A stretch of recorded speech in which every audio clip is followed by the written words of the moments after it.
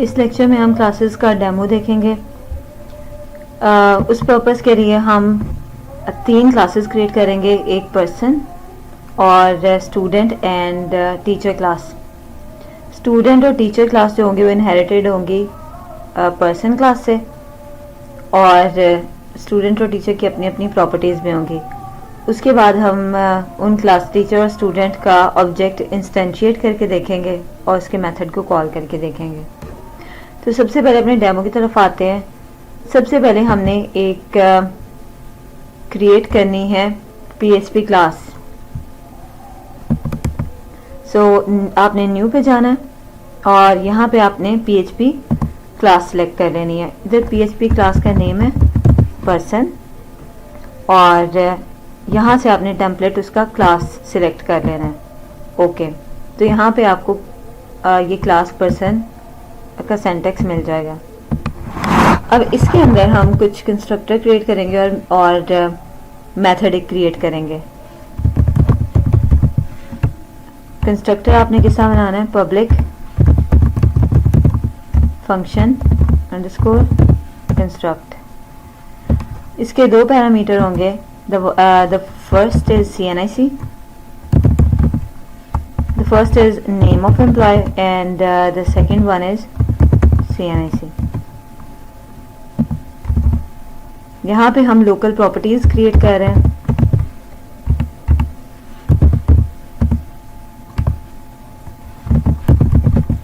$sign name and public $sign CNIC.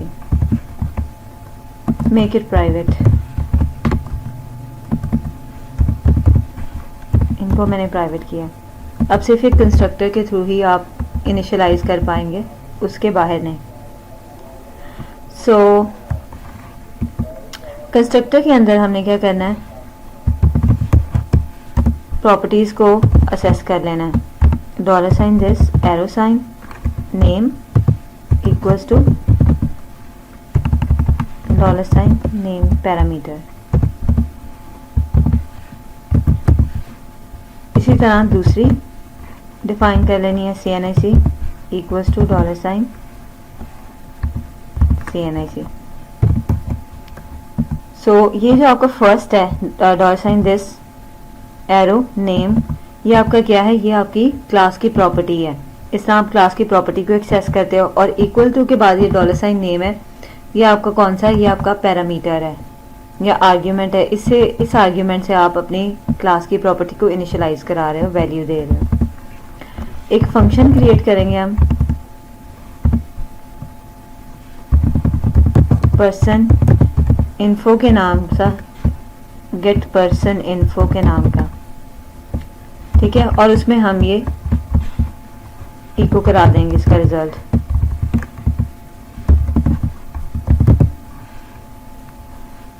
Person info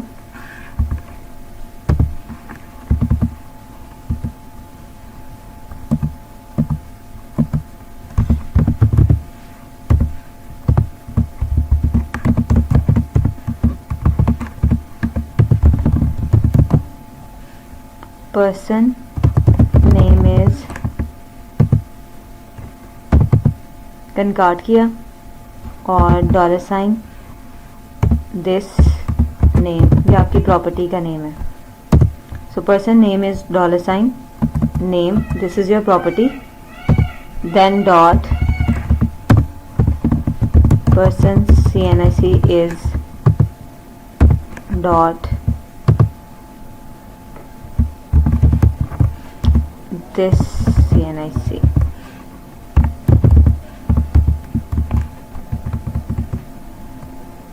इसको हम heading 1 में हेडिंग 1 बना देते हैं ताकि क्लैरिटी आ जाए कोड में। ओके, यहाँ तक तो हमारा क्या हो गया? फंक्शन क्रिएट हो गया। फंक्शन क्या कौन सा? आपका get person information. Next class जो हम क्रिएट करते हैं वो आपकी टीचर क्लास है। अब टीचर क्लास के अंदर एक उसका प्राइवेट डाटा मेंबर हम लिखेंगे एम्प्लॉय आईडी।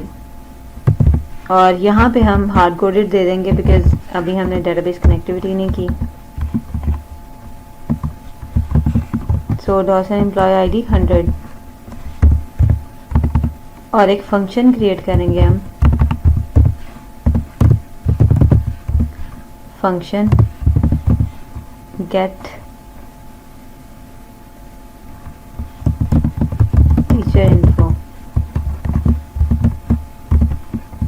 और उसमें हम इको करवा देते हैं आपका एम्प्लॉय आईडी।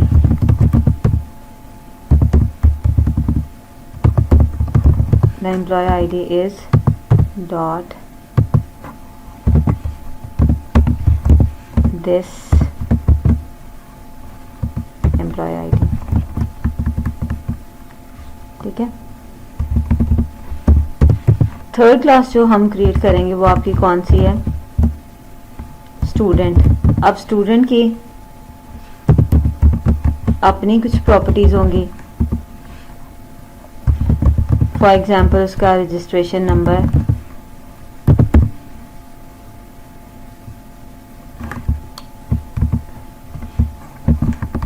और उसको हम इनिशियलाइज करा देंगे 101। अब स्टूडेंट का एक प्राइवेट पब्लिक मेथड हम क्रिएट करते हैं, गेट स्टूडेंट इन्फो, और उसमें हमने आउटपुट जो कराना है वो हमें कराना है उसका रजिस्ट्रेशन नंबर।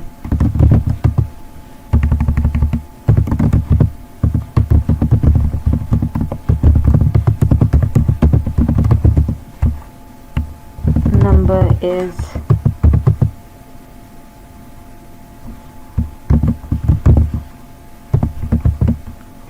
Registration number. इधर भी हम पैराग्राफ का टैग लगा देते हैं ताकि लाइन ब्रेक आ जाए। You can use line break to end pay, ताकि इनके रिजल्ट मिक्सअप ना हो, अलहदा लाइन पे आए। ठीक है। सो यस, सो ये आपकी स्टूडेंट की क्लास थी। अब उसके बाद हम इन सब के ऑब्जेक्ट क्रिएट करते हैं।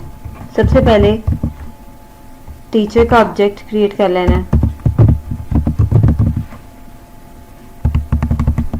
Teacher equals to new teacher, और इसमें आप दो इसके कंस्ट्रक्टर के पैरामीटर्स देंगे। The first one is name और सेकंड इसका क्या होगा? CNIC।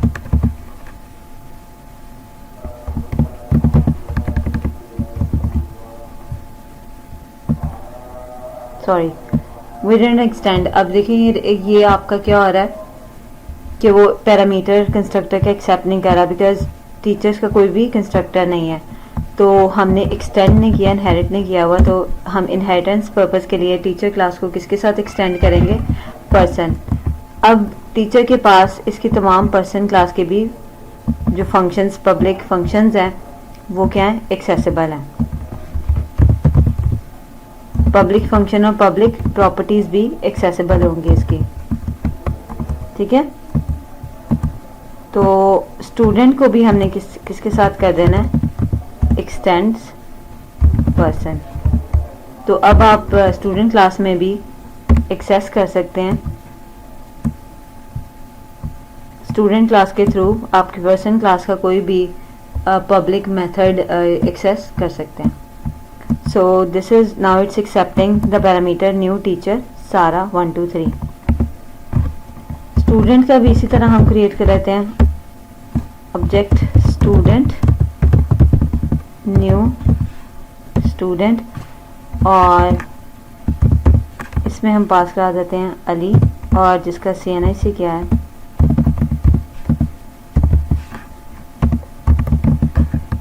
दिस।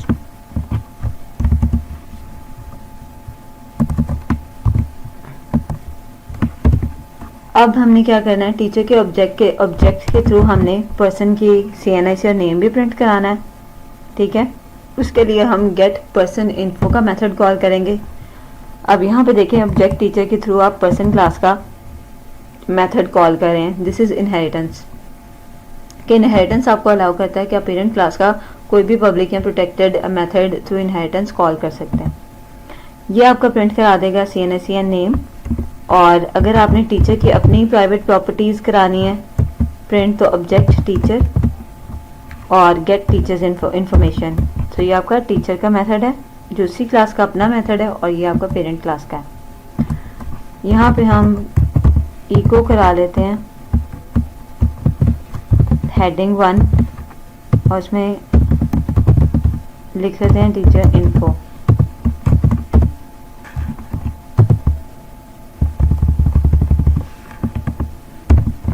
फॉर रीडेबिलिटी, ताकि हमारा जो कोड है वो थोड़ा रीडेबल हो जाए, आपको पता चल जाए कि टीचर का ऑब्जेक्ट नीचे क्रिएटेड है। नेक्स्ट हम स्टूडेंट का ऑब्जेक्ट बनाएंगे, इसी तरह मेथड उसके कॉल करेंगे। सो $,